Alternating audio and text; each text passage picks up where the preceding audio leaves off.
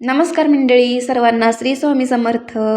तर आज ना आम्ही अक्कलकोटे येथे जाण्यासाठी निघालेलो होतो आणि खूप दिवसापासून मनामध्ये इच्छा होती अक्कलकोटला जाण्याची आणि काल ती माझी इच्छा पूर्ण झाली. घरातून निघतानाच ना स्वामींच्या भेटीची खूप उत्सुकता होती आणि इथे ना सगळेजण गाडीमध्ये बसलो आणि स्वामींचं नाम घेत हा प्रवास सुरू केला. आणि सकाळी सकाळी लवकरच निघाल्यामुळे ना रस्त्यातील प्रवास खूप शांत आणि सुंदर वाटत होता. आणि त्यानंतर इथे ना गाडीमध्ये पेट्रोल भरण्यासाठी थोडा वेळ थांबलो आणि त्यानंतर पुन्हा प्रवास चालू केला. प्रवासातील प्रत्येक क्षण खूप सुंदर वाटत होता. स्वामींच्या दर्शनाचा योग येणार या विचारानेच मन भरून आलेलं होतं.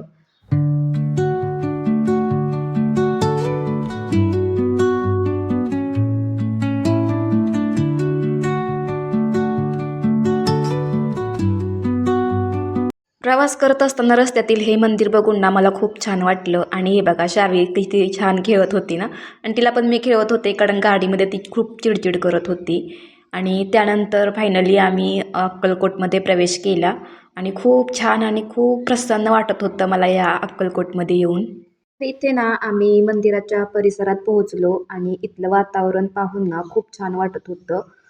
भक्तांची ये-जा चालूच होती. भक्तिमय वातावरण आणि स्वामींचं नामस्मरण सगळीकडे ऐकूच येत होतं. तर इथे आम्ही गाडी पार्किंग केल्यानंतर आम्ही नाही तर स्वामींच्या मंदिराकडे चाललेलो होतो. इथे पोहोचल्यावर मनाला एक वेगळी शांतता जाणवली.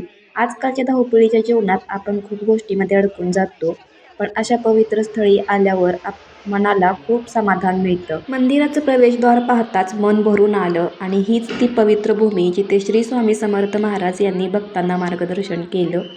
आणि इथे ना दर्शनासाठी खूप जास्त भक्तांची गर्दी होती आणि आम्ही देखील दर्शनासाठी इथे रांगेत उभा राहिलो आणि मनामध्ये स्वामींचं नामस्मरण चालूच होतं.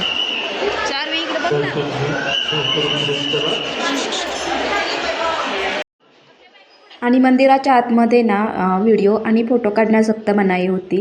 त्यामुळे मी पण CCTV फोटोजमधलंच थोडंसं शूट घेतलं आणि त्यानंतर दर्शन घेऊन आम्ही सगळेजण इथे बाहेर येऊन थांबलेलो होतो. आणि शार्वीला आतमध्ये गेल्यानंतर गरम होत होतं ना, तर ती पण इथं चिडचिडच करत होती.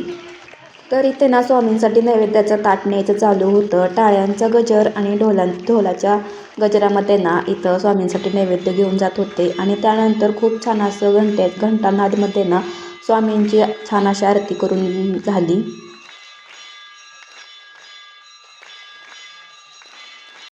तर इथे छान अशी स्वामींची आरती झाली आणि त्यानंतर सगळ्यांनी स्वामींना मुजरा घातला. तर त्यानंतर मी पण स्वामींना मुजरा घालून घेतला, नमस्कार केला आणि त्यानंतर खूप छान वाटत होतं. दर्शन घेतल्यानंतर मन खूप प्रसन्न होऊन गेलेलं होतं.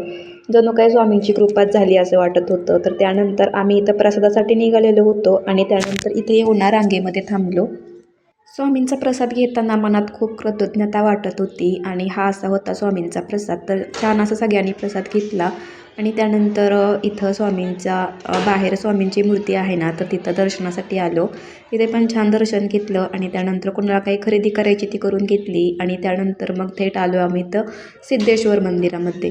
तर हे सोलापूरचं सिद्धेश्वर मंदिर आहे. तर तिथे आम्ही सगळेजण दर्शनासाठी आलो आणि इथे येऊन तर खूप छान वाटत होतं ना. मंदिर एकदम पूर्ण पांढरशुभ्र आहे ना, तर खूप असं प्रसन्न वाटत होतं हे मंदिरच बघून. आणि त्यानंतर इथलं वातावरण बघा, खूप छान वाटत होतं इथलं वातावरण. तर ही शंकराची मूर्ती ना सगळ्यांनाच खूप जास्त आवडलेली होती आणि त्यामुळे सगळ्यांनी तिथं थोडंसं फोटोशूट केलं आणि मी पण थोडंसं फोटो काढले इथे. तर या मंदिरामध्ये ना खूप जास्त शंकराच्या पिंडी आहेत ना, तर तिथलं मी सगळ्यांचं दर्शन घेतलं आणि खूप छान वाटत होतं दर्शन घेऊन इथं. तर खरंच सगळ्यात जास्त मला हे मंदिरच खूप जास्त आवडलेलं होतं इथं. आणि त्यानंतर मंदिराच्या आतमध्ये आम्ही आलो आणि हे बघा इथे खूप छान मंदिर होतं इथे. इथे पण छान मस्तपैकी असं दर्शन घेतलं आणि त्यानंतर प्रसाद पण घेतला इथला. आणि पूर्ण मंदिर फिरून झालं, फोटो वगैरे काढून झाले आणि त्यानंतर मग आलो माचनूरला. तर इथे माचनूरला हे आहे महादेवाचं मंदिर. तर हे महादेवाचं मंदिर खूप दिवसाचं जुनं मंदिर आहे. तर इथे येऊन पण खूप छान वाटत होतं आणि संध्याकाळ होत आलेली होती, घरी पण जायचं होतं ना. तर इथे छान असं दर्शन घेतलं. दर्शन घेऊन आलं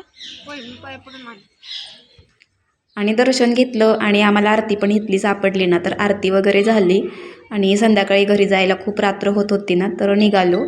तर असा होता माझा आजचा छोटासा व्हिडिओ. आवडला असेल तर व्हिडिओला लाईक करा, शेअर करा आणि त्याचबरोबर आपल्या चॅनलला सबस्क्राईब करा. भेटूया परत. बाय.